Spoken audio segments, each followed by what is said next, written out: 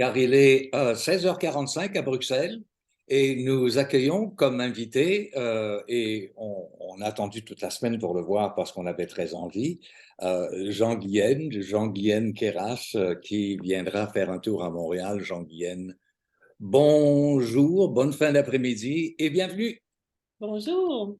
Merci, bonjour à vous deux. Quel bonheur de vous voir avec tellement rayonnant comme toujours et comme tout le rayonnement que le Québec nous donne à chaque fois. Parce que pour la petite histoire, Jean-Guyen, on a fait une tournée avec toi, avec l'Orchestre métropolitain sous la direction de Yannick Nézet-Séguin, où tu étais soliste invité. Il y avait Stéphane Tétrault, il y avait Marie-Nicole Lemieux et il y avait ton bon ami Alexandre Tarot. C'est en 2017. Alors, on est amis depuis ce temps. Et comment tu vas? Ça va encore. Écoute, je vais très bien. Entre-temps, il s'est passé beaucoup de choses. Alors d'abord, quand tu évoques cette tournée, je dois dire c'était quelque chose d'inoubliable, une expérience musicale et humaine euh, totalement impossible de trouver les mots pour la décrire. Il y avait à la fois une communion, un don de soi de chacun des musiciens, et pas seulement des musiciens, même le staff de tout l'orchestre. Enfin, cette tournée, c'était vraiment quelque chose de très, très, très fort humainement. Voilà, je tenais à le dire parce que ça fait partie de ces moments quand même rares dans la vie et rares par leur beauté et leur intensité. Et écoute, je vais très bien. Je vais très bien. Là, entre-temps, il s'est passé beaucoup de choses. Il s'est passé le Covid, qui a été évidemment une épreuve pour beaucoup. Peut-être aussi, à l'intérieur de cette épreuve difficile, il y a eu comment dire, des opportunités qui sont décidées, qui sont dessinées de différents ordres. Il se trouve que moi, par exemple, bon, il se trouve que j'avais un projet depuis des années. Je voulais faire un projet de transmission, de pédagogie autour des suites de Bach, et ça a été l'occasion de le faire. J'ai enfin trouvé le temps, en fait, avec les moyens du bord, de faire mes petits ateliers autour des suites de Bach que j'ai proposés en ligne tout au long de la période des différents moments où on était enfermés chez nous. Voilà. Et ça a été, en fin de compte, dans cette période qui, on le sait, a été dramatique pour beaucoup de gens, mais en tout cas, il en est ressorti, j'espère, un petit quelque chose qui fait sens. Nous aurons tout à l'heure l'occasion de parler de ton livre, qui est absolument fascinant, soit dit en passant. Mais j'aimerais d'abord et avant tout qu'on annonce ta venue au Québec avec ton grand copain. Oui, donc à la fin mars, la toute fin mars, début avril, on va venir avec Alexandre pour 2 concerts à Québec et à Montréal. Et ben oui, c'est toujours pour nous deux, hein, chacun le sait, je crois que tout le monde parmi vos spectateurs le savent certainement. On est tous les deux extrêmement attachés au Québec. Moi, déjà pour des raisons familiales, historiques, je suis né à Montréal et j'y ai passé les 5 premières années de ma vie. Et il n'y a rien à faire, il y a un attachement, il y a des attaches extraordinaires qui se créent à cet âge-là. Et puis j'ai de la famille là-bas, donc voilà, j'ai beaucoup d'attaches, de connexions. Et puis Alexandre, c'est un Québécois d'adoption. Ça a été un pays où Alexandre Tarot, pour ne pas le nommer. Oui, Alexandre Tarot, donc, est tombé, j'ai envie de dire, dans ce lieu de générosité d'intensité de vie qu'est le Québec quand il avait 17 ans. Il a fait un voyage et à ce moment-là, il est tombé amoureux fou. Et donc, depuis, le Québec, c'est quelque chose qui est au centre de sa vie émotionnelle, j'ai envie de dire. Donc, tous les deux, chaque fois qu'on revient jouer au Québec, ce sont des moments, on goûte chaque instant. C'est la magie, quoi. Oui, vas-y, je sais que tu as full de questions. Tu veux parler du livre qui vient de paraître? Oui, absolument. Les suites en partage. Les suites en partage et ce livre, ce sont des conversations, mais le résultat de ces conversations ont été écrites par toi à la fois à Tokyo, Barcelone, Montréal, Buenos Aires, Berlin, Paris, Athènes, entre autres. Alors, en fait, Winston, c'est pour tout à fait affiner le propos, si tu veux. Les conversations elles-mêmes, elles ont eu lieu en France avec quelqu'un d'extraordinaire à qui je voudrais vraiment, vraiment rendre hommage, qui est Emmanuel Rebel. Euh, et donc, ce sont des conversations tout autour des suites de Bach, de tout ce qu'elles ont représenté, ces suites, tout au long de ma vie. Depuis que je les ai rencontrés quand j'avais 10 ans et puis jusqu'à aujourd'hui. Et ces conversations, elles nous emmènent d'une part euh, effectivement vers des réflexions sur les œuvres elles-mêmes, sur la manière dont elles sont construites, sur ce qu'elles nous donnent d'un point de vue architectural, d'un point de vue émotionnel, c'est-à-dire comme elles sont différentes, ces six suites, etc. Donc il y a des pages qui sont un peu consacrées à décortiquer un peu la magie Bach, j'ai envie de dire, comment elle fonctionne. Et puis, effectivement, tu l'as évoqué, j'évoque des souvenirs personnels, en fait, de moments clés dans ma vie passé avec ces suites sur scène, sur quelques scènes du monde. Voilà, et il y a notamment, parmi ces souvenirs inoubliables, donc il y a effectivement en Grèce, dans le cirque Atticus, juste en dessous de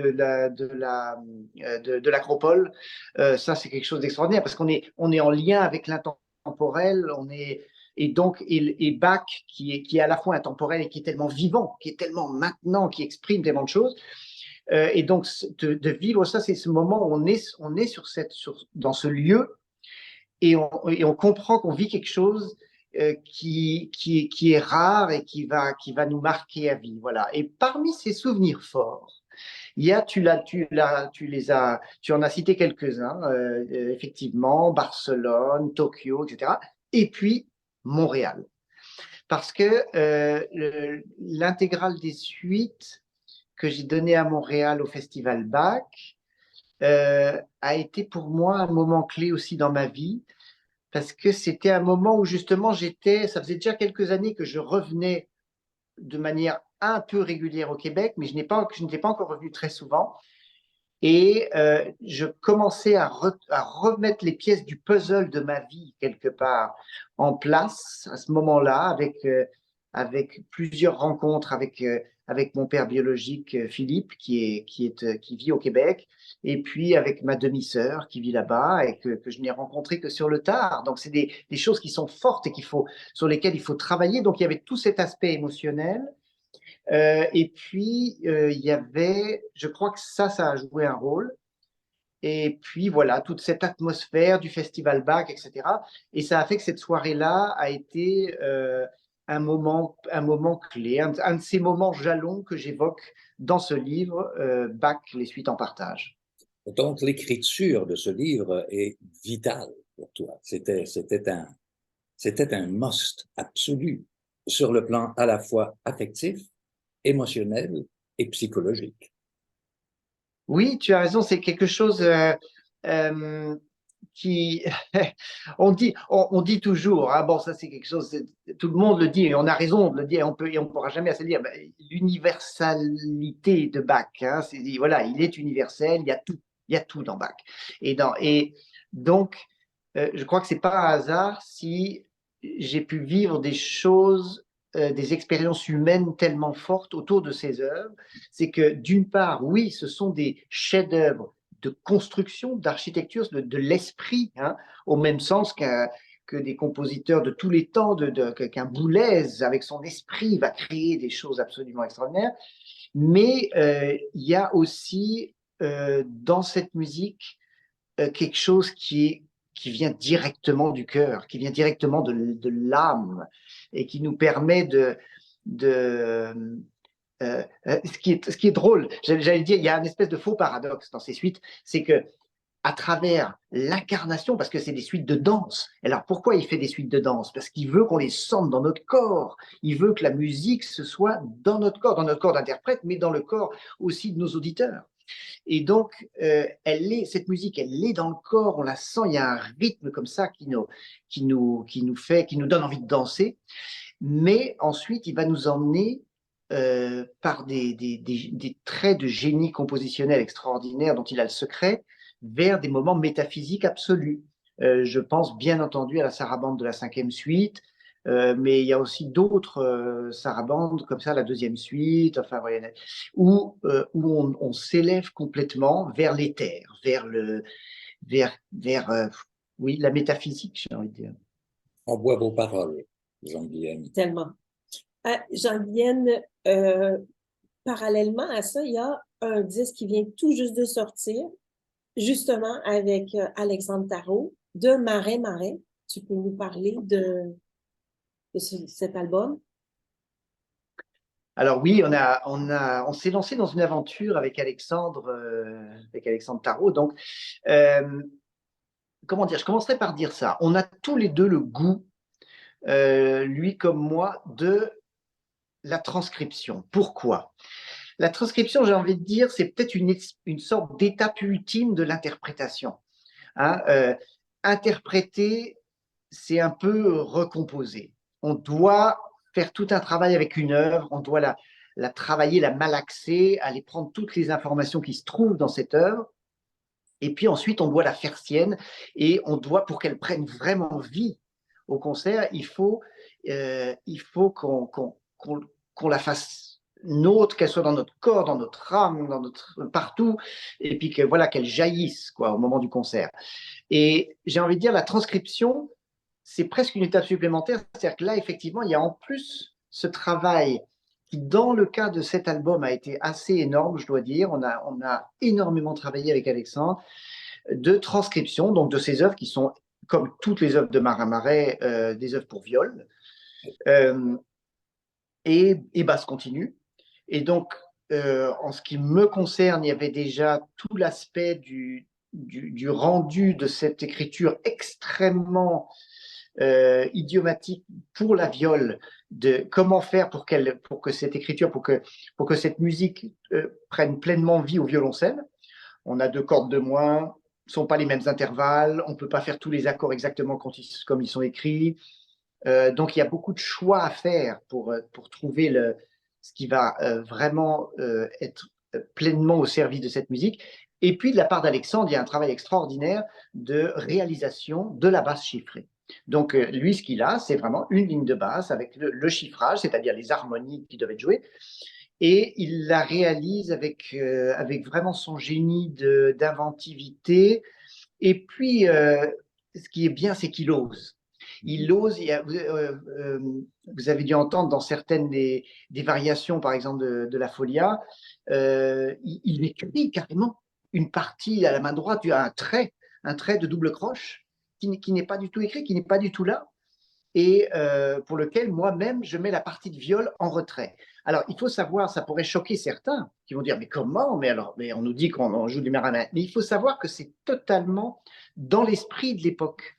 Le baroque français à l'époque, l'interprète doit absolument aller dans ces espaces de liberté, et dans la réalisation d'une basse continue, ça peut vouloir dire plein de choses. Et d'ailleurs, même ne serait-ce qu'au niveau de l'instrumentarium, aussi, souvent les gens me disent, ah mais est-ce que vous n'êtes pas embêté d'avoir transcrit ça du clavecin au piano?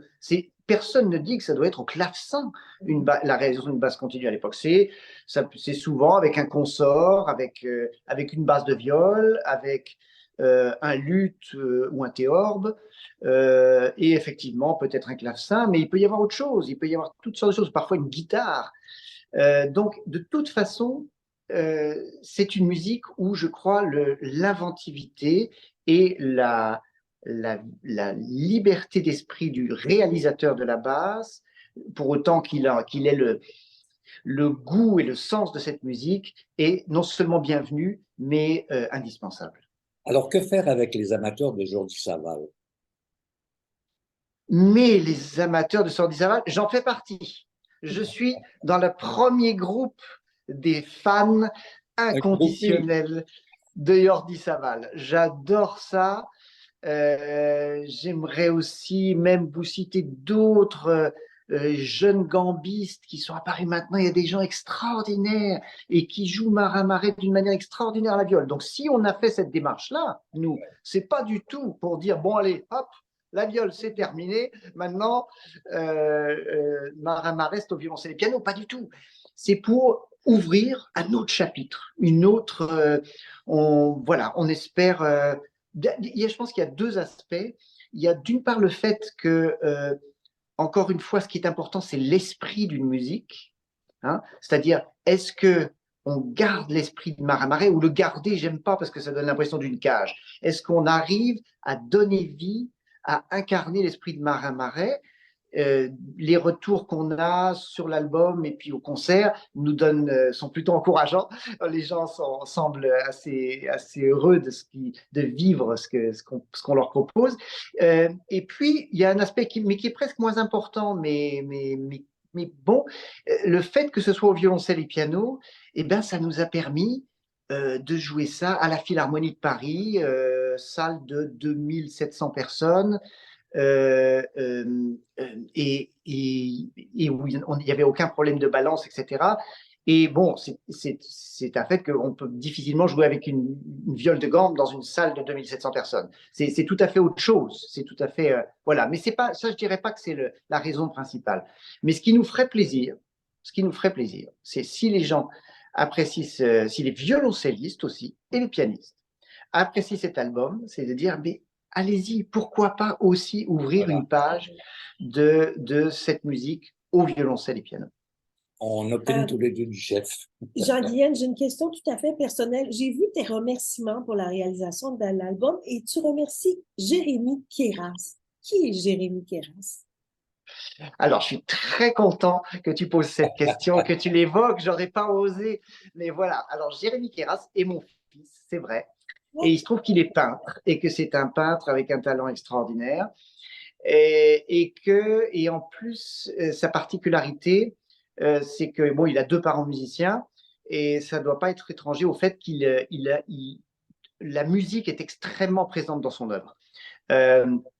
Il a fait, depuis qu'il est tout jeune, il a fait des projets autour de la musique, inspirés par la symphonie fantastique, par Message esquisse de Boulez, par plein de choses différentes. Et il fait beaucoup de performances live, comme on dit en français, c'est-à-dire en concert. Un concert a lieu et pendant le concert, il y a une toile de 2 mètres sur 5 sur scène où il va complètement créer un tableau pendant la durée du concert. Et c'est une expérience assez extraordinaire. J'aimerais beaucoup faire ça à Montréal un jour. Absolument. Et donc, là, je tiens à le préciser parce que c'est important pour moi, ce n'est pas moi qui l'ai proposé, c'est Christian Girardin, qui est le directeur artistique d'Harmonia Mundi, qui a dit, et pourquoi on ne demanderait pas à Jérémy de faire la couverture, de réaliser la couverture du disque Marin Marais. Et donc, cette magnifique couverture, tout le monde la trouve sublime. Eh bien, c'est le détail d'un tableau que Jérémy a réalisé. Voilà. Ah, ben je suis content qu'on la montre à nouveau. Oui, Voilà c'est voilà cette couverture. Véritablement très, très beau. Il y a une passion là-dedans et que ce soit dû à la musique ou inspiré par la musique ne surprend personne. C'est clair. Vraiment. Alors, Oui, et excuse-moi de t'interrompre, juste ce qui me vient à l'esprit en voyant la couverture, c'est que c'est l'extraordinaire sens de la couleur que Jérémy a. Et justement, ce que je trouve frappant, bah, c'est pas pour rien qu'on parle de couleurs sonores. On parle de couleurs sonores et notamment dans cette musique française baroque, le travail sur la matière sonore, sur la couleur sonore, va être extrêmement important. Donc voilà, je trouve que tout ça fait sens avec ce tableau. Jean-Guyen, dernière question. Ben, le temps file. On va juste rappeler les dates de concert. Vous serez, Alexandre Tarot et toi, à la salle Le Bourgie le samedi 1er avril à 20h et au Grand Théâtre de Québec le 28 mars. Et puis, on a très hâte de vous Ah, accueillir de nouveau, Alexandre et toi, au Québec. Ça sera avec un grand, grand plaisir de vous retrouver. On Ben, invite les gens à aller. Et puis, tu as sûrement une adresse où on peut voir toutes les dates de concert ici et ailleurs. absolument. Donc, d'abord, je voudrais dire que nous aussi, mais ça, j'ai déjà dit au début à quel point on a hâte de retrouver le Québec. Ce que je voudrais dire, c'est que la première partie du concert, sera consacrée entièrement à Marais, justement. Donc voilà, si vous voulez découvrir la version en concert de l'album, c'est là. Et puis, pour voir toutes mes dates de concert, j'ai effectivement un site internet sur lequel mes concerts, a priori, sont mis à jour régulièrement. Et c'est www.jean-guyen-keras.com. Mais de toute façon, je pense que si vous faites une recherche avec mon nom sur Google, vous allez tomber dessus. À Québec, je m'excuse, c'est Palais c'est Montcalm pas le Montcalm, après, oui, oui. après vérification. Désolée pour mon erreur. Merci infiniment d'avoir pris ce temps, Jean-Guyen. Merci à vous deux. Merci à vous deux. C'était une conversation, voilà, pleine de chaleur et pleine voilà, de bonheur partagé autour de la musique. Merci. Jean-Guyen, merci et à très À bientôt. très bientôt. Portez-vous bien. À bientôt.